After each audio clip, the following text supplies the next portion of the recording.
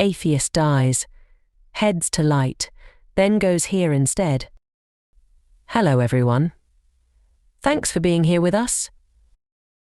Today we're going to talk about a near-death experience. This person had a very interesting experience after they accidentally injured themselves. Let's hear what happened, and then we'll have some questions. So, it all started the day before. This person was going through a tough time because their business was failing. They had been working hard for years, but things fell apart and they had to sell their house. They moved to a rental, but that didn't work out either. On June 11th, 2020, they were getting ready to move out. They were exhausted from fixing up a new place they were moving into.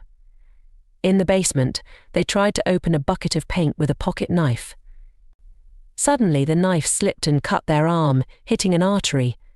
It didn't hurt at first, but then blood started gushing out. They ran upstairs, asking their spouse to drive them to the hospital, but she refused. So, they tried to stop the bleeding themselves but couldn't. They started feeling dizzy and eventually passed out. When they woke up, they saw themselves lying on the ground from above. I shot up into the air, like on a rocket ship, and ended up in a black void with a faraway white light. It got closer until it filled the whole space. It looked like white ink dropping on black paper. I felt other presences around, but I couldn't see them. Then, I was in a meadow with green grass, colourful flowers and butterflies. It smelled amazing, like fresh dew and flowers. A presence talked to me in my head, offering me a choice to stay or go back. I felt a lot of love and forgiveness. They showed me a giant library with big books, like the Akashic Library. I was led to a room with a table and a dome on top, symbolizing my life's choices. I don't remember choosing to come back, but suddenly I woke up to paramedics. They took me to the hospital, and I recovered despite low blood pressure. Before this, I was an atheist, but now I see things differently. Many people who have near-death experiences change their outlook on life completely. Yeah, I forgot to mention that. They told me it's my last chance, and recently I've realized what that means. It kept echoing in my mind, reminding me to change everything. Without that message, I might have gone back to old habits, chasing money instead of finding balance and healing. It scared me at first, but it pushed me to change everything in my life. As for the consequences of messing up, I think it's a personal message. Near-death experiences are different for everyone. What resonates with one person might not resonate with another. Over time, I've found new meaning in things I didn't understand before. It's like peeling layers of an onion, discovering new insights as we're ready for them. When I was in that heavenly realm, my beliefs as an atheist didn't matter. I felt overwhelming love and compassion without any judgment for my past choices. There were many paths to that moment, all part of my journey. I'd almost died a couple of times before this. I almost died on a mountain. I died once from an allergic reaction where the paramedic had given me way too much epinephrine. I have this rare condition called hyperanaphylaxis, so my body compensates extremely well. If I get epinephrine and adrenaline, it actually causes me to have a heart attack. Now, that time, and this was a couple of years before 2020, all I saw was a bunch of red, and it was hot. But that didn't seem to work, so I needed another kick, I think. Yeah, I don't think any of the choices or mistakes I've made have made me the person I am today. And I think that's the biggest point, no matter where you are in your life, and no matter what has happened or any choices or who you've hurt or anything, I think dealing with that and being able to find compassion for yourself, and not just others, I think that's the big thing. And yeah, I think there is no judgment on the other side because we all make mistakes, and you're allowed to find. It's just like being a toddler. You're going to make mistakes, you're going to hurt yourself, you're going to hurt us sometimes, but it's all about learning. I find it so fascinating that you said you know you're going to hit these main points, but there were so many paths that you could take to get to those points. And a lot of people I found have trouble with the fact that our lives are sort of pre-planned in advance. But I think it seems like what you're saying is, yes, you do have these things that are planned, but there are lots of routes to get there. Yeah, how I view it is, it's like choose your own adventure, and there's easy ways to get through life and there's other ways. I was super stubborn. I was fighting against the universe and fighting against what internally was calling me. I was listening to others' opinions more than myself. I was looking for external validation, external love, and all these different options which made my life way harder. It was way harder than it had to be, and that was my own damn fault. There were paths that I could have taken, and I can look back at certain paths where I could have pulled the plug on my business way earlier, and I would have saved myself. It would have been the same outcome no matter what. There was no way that business was going to work. I was with the wrong partner. I was in the wrong industry. I was just there to make a buck, and so that was never going to work. There were tons of clear signs. There were signs everywhere. There were flashing neon signs saying, "Stop what you're doing, this isn't working," but I just ignored it all. I thought I knew better. And now I kind of go with almost like a Taoist mentality, which is I go with the flow. So I plan a little bit, but I allow the universe to surprise me a bit more. That's how I do it. That's a fun way to think about it, to let the universe surprise us. Sean, one of the things you mentioned was you were heading toward this light, and then boom, all of a sudden you're in this meadow. So was that meadow part of the light? Had you gone into it, or was it something separate? Right. I don't know. It's almost like a threshold. As soon as I touched that threshold, I was instantly in this other space.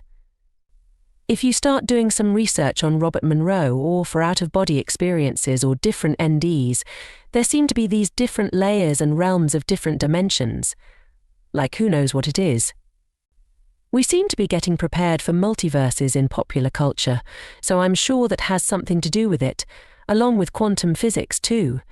It could have just been a portal or a way for me to transition my mind to be prepared in order to get there. I've never actually really thought about that, so it's an interesting thing. Yeah, I think it is a way to prepare me to be able to not have a complete meltdown on the other side.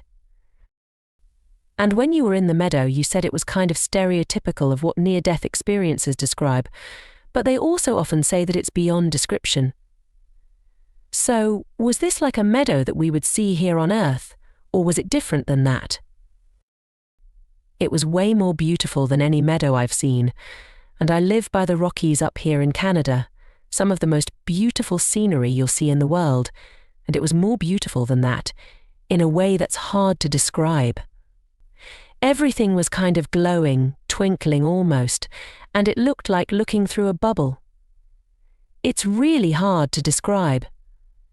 I don't think I'm good enough with words to be able to describe how beautiful it was. Everything had a glow to it, almost like it was alive. Yeah, like you were connected to everything. It's like every blade of grass, every butterfly. I don't know if any of your audience has ever done psychedelics, but it's kind of like that when you're on a high hero dose of mushrooms. It's kind of similar to that, where it has this twinkle and this energy, and you can feel this energy. Yeah, it sounds fascinating. Another place that I found really fascinating was the library, because that is something that I've heard from other people, and I'm trying to visualize it. I imagine this kind of old wood, walls and just kind of antique-ish. Is that what it is? How would you describe it? I know you said it's huge, so what on earth comes next is really fascinating. It took me into an area I did not expect. So let's go ahead and take that into part 2. For those of you that have made it this far, please leave the words "made it" in the comments, just to let me know.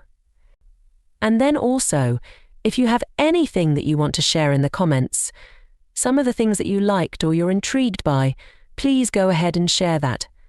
And if you liked what you've seen, please give it a thumbs up. So hopefully I'll see you in part 2. Thanks so much for joining me on Beyond with Heather Tess. That was part 1. Make sure to listen to part 2. And if you liked what you heard, Please hit the thumbs up button and subscribe for more episodes.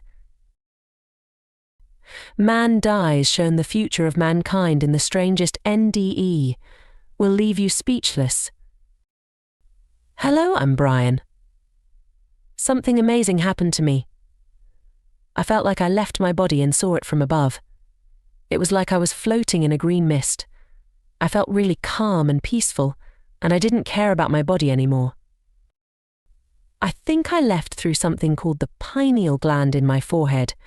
I watched my body until I felt it was completely gone. Then, I saw a bright light and felt drawn towards it. I didn't have any control over it. I traveled through a tunnel with beautiful colors, feeling loved and safe. It was like I was flying through space. Eventually, I felt like I reached heaven. I felt surrounded by family and friends, even though they didn't have bodies like mine. I heard a voice telling me I was home in God's light. They said their name was Antonia and that they were one of my guides. They mentioned I had 2 more guides. Then, I heard another voice that sounded like my brother Peter. It made me feel comforted, like he was taking care of me like a dad would. It was also beautiful and comforting. As I mentioned before, when he died, it really hurt me inside. But then he told me he was alive again and said we needed to go for something called a life review. I didn't know what that meant, but we went anyway. He took me to another beautiful place. They started showing me moments from my past, from when I was a kid. I saw myself and Peter, both looking young and great. They showed me times when I helped my friends, like when my mum gave me money to take them to baseball games or to the movies. It was a wonderful time of friendship. Then they showed me my teenage years, all the good things I did. I saw myself winning awards and being happy with my friends. It was like reliving those moments all over again, but really fast. Suddenly, I found myself in an ambulance with my partner, Danny. We were responding to a call on the highway. We were really close to where the emergency was, so we rushed to help. There was a police car and a truck at the scene. A young boy was hurt, bleeding from his forehead. I grabbed the medical bag and rushed to help. The boy's sister was stuck in the windshield, bleeding badly. We needed to act fast. We couldn't wait for the fire truck to come with special tools. So, carefully, we lifted her head off the glass and got her out of the car. She was bleeding a lot. I tried to stop the bleeding while we drove to the hospital. The girl's brother was crying in the back of the ambulance. She started having seizures, and it was hard to keep her still. I prayed for help, and I felt someone comforting me, even though it wasn't physically happening at that moment. We reached the hospital quickly. The nurses were ready to help. They took her straight to surgery. My partner and I were covered in blood, so we had to go back to the station to change. I couldn't stop thinking about the girl. It was a really tough day. The next morning, I still couldn't stop thinking about her. I hadn't slept well. I talked to my partner about it before we had to go back to work. I said to Danny, "Wake up," he asked why, and I told him we needed to go to Parkway.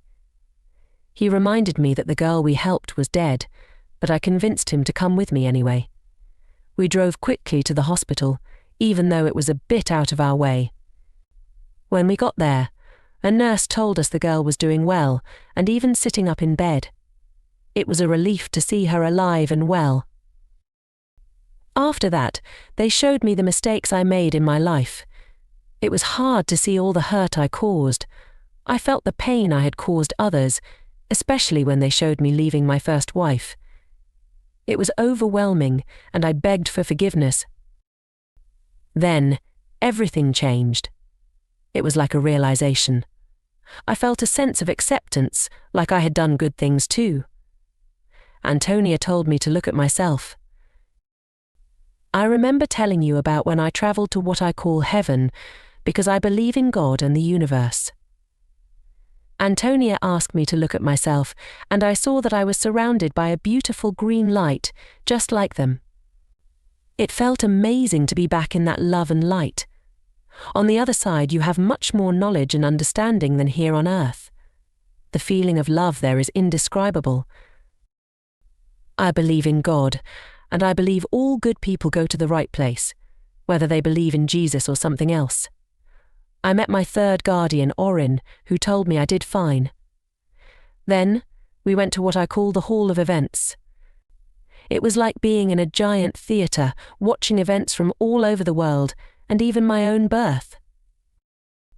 We moved through time at incredible speeds, witnessing historical events like President Kennedy's assassination. I remember coming home to my mother and her friend Christine, who used to take care of me when I was younger. They were singing, just like my mum used to do when she was younger. My mum used to sing in a big band, and her friend Christine sang beautifully too, like Diana Ross. They sang a lot at home, but one day when I came home, they were crying at the kitchen table because President Kennedy had been shot. It was a sad moment for all of us. Then, in my near-death experience, I saw many events from history, like the end of the Vietnam War and the deaths of Martin Luther King Jr., Bobby Kennedy, and John F. Kennedy. I also saw my own death and the events of September 11th, 2001. During 9/11s, I felt like I was there, watching everything happen. My guides told me not to run because it was my future, and nothing could hurt me. Now, I believe we're in a time where we have choices to make, a time of change driven by advancing technology, which I wrote about in a book called Choices many years ago. I explained in my first book how technology like robotics can become advanced. While technology can be great and create jobs, it's up to us to choose how to use it. Our choices now are crucial for creating jobs and bringing peace to the world. I was shown two possible outcomes for the future based on our decisions. One outcome looks like a world in complete devastation, like something out of the movie Mad Max with people fighting over basic needs like food and water. It's a scary and inhumane future. The other outcome is a utopia, where kindness and service to others bring about a better world. We live in a world where our actions determine our future. Kindness and helping others lead to a better outcome, while selfishness and crime lead to destruction.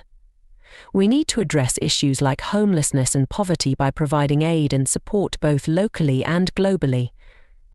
Our infrastructure needs improvement, and we must work to uplift not just our own country but others too. Our choices shape the world we live in, and it's up to us to choose the path of kindness and goodness. We're currently in a time where we need to correct our course and strive towards a better future. Sure, I can talk about that. Humanity's future is something many people wonder about. Even though I'm not some kind of psychic or fortune teller, I can share what I've learned. Sometimes I get these feelings or intuitions about things happening, like back in 2002 when there was a bombing in Baghdad.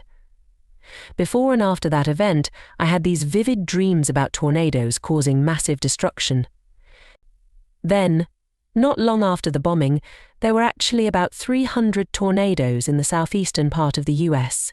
It was a scary time, and those dreams felt so real. I believe our Earth is like a living being, providing us with air and water that are essential for life. It's crucial for us to take care of our planet because it's like our life support system. When we harm the Earth, we're ultimately harming ourselves. So, looking after our planet is vital for the well-being of humanity.